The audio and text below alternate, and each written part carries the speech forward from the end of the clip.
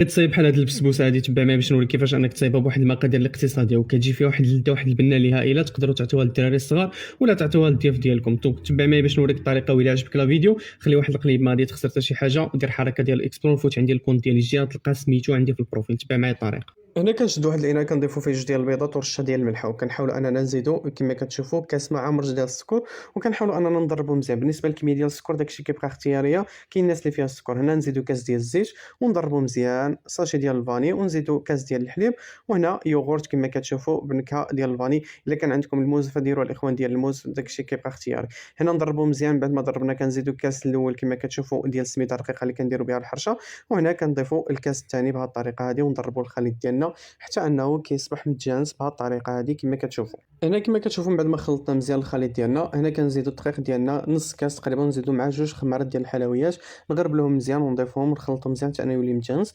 نضيفوا جوج معالق ديال الخل كما كتشوفوا بهذه الطريقه هذه، ونضربوا مزيان الخليط ديالنا. هنا كندهنوا هذا المول هذا بالزبده وكنفوتوا فيه السميده، وكنحاولوا نكبوا الخليط ديالنا وندخلوهم الاخوان للفران. هنا كنشدوا باش تصايبوا السيرو، نديروا كاس ونص ديال الماء، طرونج ديال الحامض، كاس ديال السكر، ونحاولوا نديروا فوق البوطه باش انه يطيب على خاطرو على نار اللي هي متوسطه. من بعد كنخرجوا البسبوسه ديالنا من بعد ما طابت كما كتشوفوا، كنشدوها وكنحاولوا اننا نقلبوها، نحاولوا اننا نديروا داك السيرو هذاك من الفوق باش انها تجي هشيشه.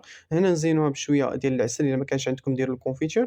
وهنايا الاخوان من بعد كنديروا الكوك من الفوق، تقدروا ديروا المكسرات، وهذه هي النتيجه. كيجي هائله الاخوان، فيها واحد البنه اللي رائعه. الا عجبك لا فيديو خلي واحد القيمه، ما تخسر حتى شي حاجه. دير حركه ديال الاكسبلور وفوت عندي الكونت ديالي جديد، تلقى عندي في البروفيل.